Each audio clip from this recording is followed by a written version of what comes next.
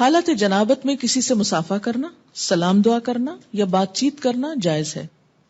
عن ابی ہریرہ رضی اللہ عنہ ان النبی صلی اللہ علیہ وسلم لقیہ فی بعض طریق المدینۃ وہو جنب فانخنست منہ فذهب فاغتسل ثم جاء فقال این کنت یا ابا ہریرہ قال كنت جنبا فکرہت ان اجالسک وانا علی غیر طہارۃ قال سبحان اللہ ان المؤمن لا ينجس رواہ البخاری۔ حضرت ابو ہریرہ رضی اللہ تعالی عنہ کہتے ہیں کہ مدینہ کے کسی گلی میں ان کی نبی صلی اللہ علیہ وسلم سے ملاقات ہوئی۔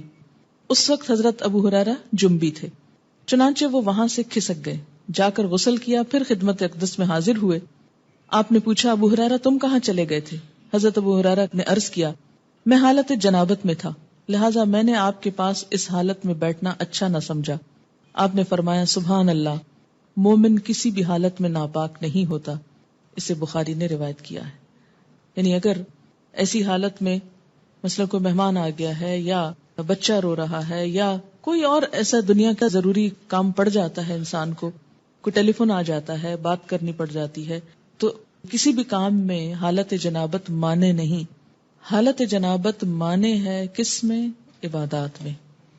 لیکن یاد رکھیے اس کا یہ مطلب نہیں کہ انسان ناپاکی میں ہی گھومتا پھرتا رہے بے وجہ، جلد از جلد پاک ہو، لیکن یہ سمجھنا کہ نہیں میں اچھوت ہو گیا، اب کسی کے سامنے نہیں جا سکتا یا کسی سے بات نہیں کر سکتا، تو ایسی بات نہیں ہے۔